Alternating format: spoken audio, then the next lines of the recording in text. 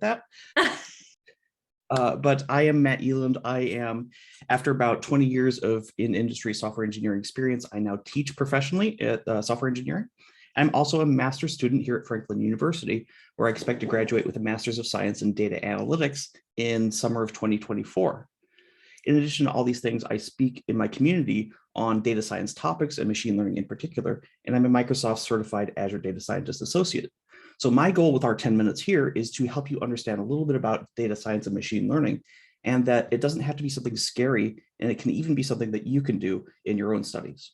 Okay, so if you're not familiar with machine learning, the basics of supervised machine learning are where we take a bunch of historical data that has a bunch of features about our data and some known information that we're trying to predict in the future, such as, for example, information about houses and how much those houses sold for might be a historical data set that we would take.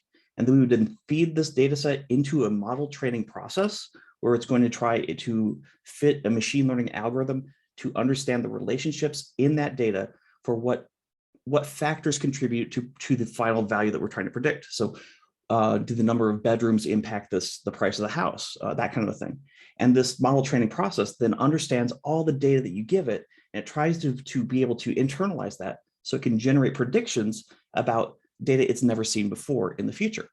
Now, this is really interesting because it can find insights that a human might not have noticed, even an expert, and it can generate thousands of predictions in a second. So machine learning is really interesting. It can do a lot of things that we don't have time to discuss here today. But you probably don't think you can do machine learning because there's a lot of obstacles to it. You probably don't have a programming background. You're probably unsure of how to get started. You probably don't understand all the different algorithms you might want to consider when you're doing machine learning. And even if you do, you might not be familiar with how to code in PyTorch or scikit-learn or TensorFlow or any of these other libraries out there. And even if you have all of these things, you might not be able to have the raw computing power needed to train a machine learning model for a large piece of data. So this is where Microsoft Azure and Azure Machine Learning Studio can come in and help you out. If you're not familiar with Azure, it is Microsoft's cloud computing environment where we can store files and databases and host web applications. And in addition to these things, you can also run machine learning experiments on it with a tool called Azure Machine Learning Studio. And that's what I'm going to be talking to you about today. Now, Azure Machine Learning Studio lets you track your data sets. It lets you track your trained machine learning models that can make predictions in the future. It lets you deploy them out as endpoints. And it lets you train them, train new ones. You can train either via code with notebooks or the SDK. You can train with a drag and drop designer, or you can train with a wizard-based approach with automated ML, which is what I'm going to be talking to you more about here. So automated ML or automated machine learning, it works by you first select a data set that you want to train your model on. So this would be our list of houses, for example. We're then selecting what task that we're trying to accomplish and the value that we'll be trying to predict. We then configure some settings on our machine learning model training process, such as how long should we train for? How do we know if it's good? What validation settings should we use? What compute resources should we use to generate this experiment? And then we tell Azure, okay, we're good to go, run the experiment. And it's going to take some time, typically a few hours. But when it comes out with that, it's going to look at all these different algorithms out there.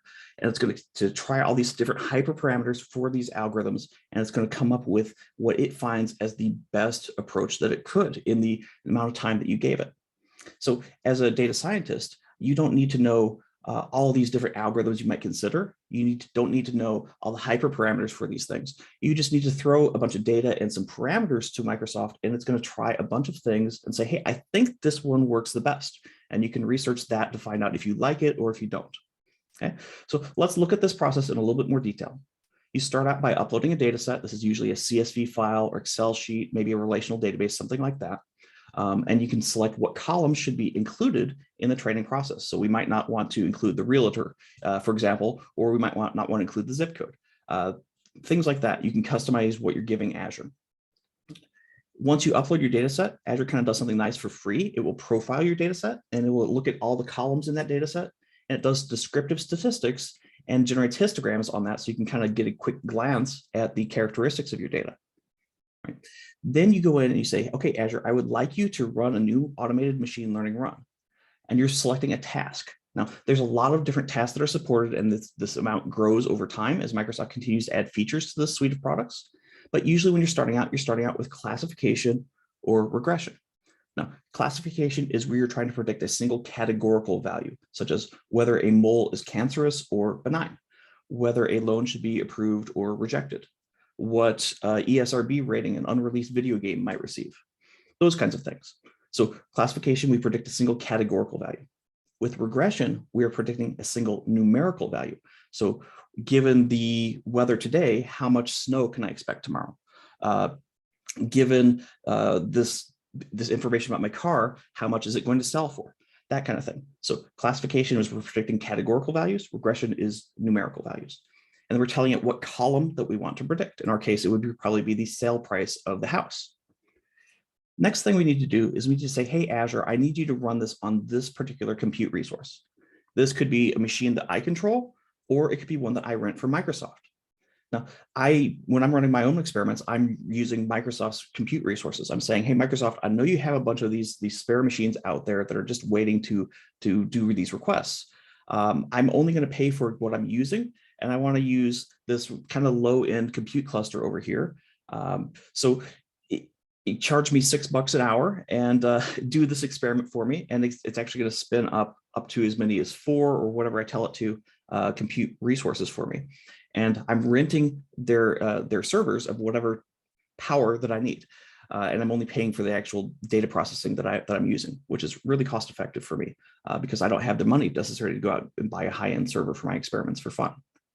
But once it goes out and it trains, it comes up and it says, hey, Matt, I tried all these 50 different algorithms, and I tried tweaking all the little hyperparameters to these things. And here are all of them if you want them, but this is the one I think that performs the best.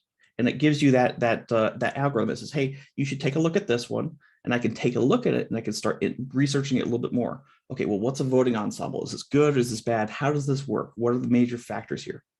And in addition to that, I can see a lot of metrics associated with each model. And I can say, okay, well, here are the standard regression metrics that are associated with it. Here's a chart with it so we can see how this is. This screenshot here is of a experiment I ran earlier this year to try to predict the number of penalty minutes that you might see in a hockey game between 2 NHL teams. This did not wind up being a very good model, so I didn't wind up deploying it. But these metrics helped me understand that and see what my model was good at and what it was bad at. So you have all these standard metrics out there and a lot of help associated with each one of these, so you can help learn and understand a little bit more for classification, regression, and all the other tasks you might do. Now, the really interesting thing about this is you can go in and you can see, hey, what's important to my model? You can take a look at the aggregate feature importance and saying, okay, well, this model, what are the most important factors for predicting whether a hockey game is going to have a lot of penalties or a little bit of amount of penalties? What's the second most important thing? What's the third most important thing? You can try to get a sense of what matters to this model. This can help you spot some ethical and biases in your data as well. And Microsoft does have something called Fair Learn integrated into the tool to help us find gender or racial bias in our data, in our trained models as well, which is really important. But I can also look at the individual feature importance. So I can say, hey, I built this classification routine to approve or deny loans. Why did it want to deny this particular loan? What was the major factor here? So these are really important features, and we get them basically for free just by using Azure and training a machine learning model. But if we like a model and we really want to share it with other people, the process of actually deploying it is really easy. We just click on the little deploy button. We say, hey, I want to deploy this as a real-time endpoint or web service, and Microsoft will actually put it out there so other people can use it. You're not locked into doing this. I can actually download my model and use it on my own servers or whatever I want to do, but it's a nice, convenient, easy way of deploying it. And now once it's out there, other things can then go out and they can start making web service calls to my deployed endpoint and say, hey, you've got this model out here to predict the price that a house is going to be. Here's this new property that's just come on the market. What do you think the price of this is going to be? And it's going to immediately spit out a prediction. The nice thing about this is if I keep doing some machine learning training and I find a more accurate model, I can deploy it to the same endpoint. And the other applications are still using my predictions. They just get the updated model, the one that's a little bit more accurate. So I find that Azure Machine Learning Studio is a really easy way of overcoming some of these basic obstacles to getting started with machine learning and getting some immediate value out of it. It's also a good gateway to learn more about machine learning in general as you're getting into the more advanced things, as I am. Now, if once you get past the basics, Microsoft also gives us a drag and drop designer where you can kind of have a little bit more manual control of things and even run Python code or R code in there if you want. And we also have a Python SDK, so we can do a code only kind of an approach, which is what I'm doing now in my more recent experiments. So there's really something for everybody with Azure Machine Learning Studio, and it's a very powerful tool that I've come to love. If you want to learn a little bit more about this, Microsoft has some great free learning resources out there on Microsoft Learn for data scientists on Python and machine learning in general. I also produce a lot of content out there on data science and machine learning, especially on this platform. So you can take a look at my social and other information and my content at matteland.dev. We'll give you links to my articles, videos, conference talks, things like that. I only had 10 minutes. That's what I got. Happy to answer any questions now or later, but thank you, Franklin, for having me. It was an honor to present here. Matt, I can't thank you enough for that wonderful presentation. Very informative. I don't see any questions in the chat right now. And what's wonderful is your presentation includes information on how people can contact you directly.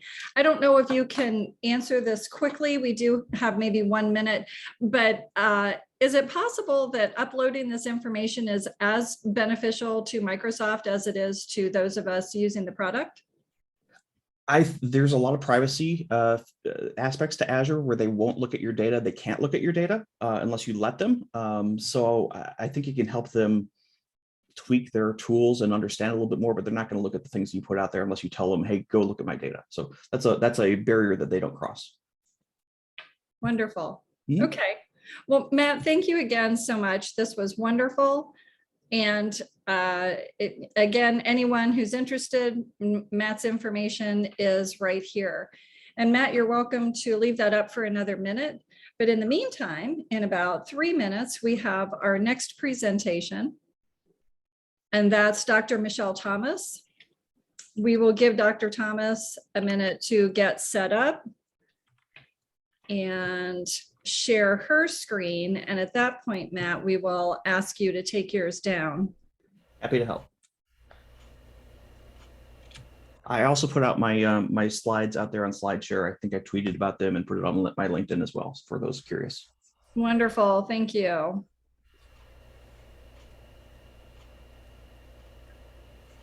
Yes, and I haven't. So, Catherine, can you hear me? Yes. Hi, everyone. I'm not sharing my screen to start, but I will. I have just a couple of slides that I will be sharing during my presentation. Okay. Then, Matt, I'm going to ask you to go ahead and take yours down. And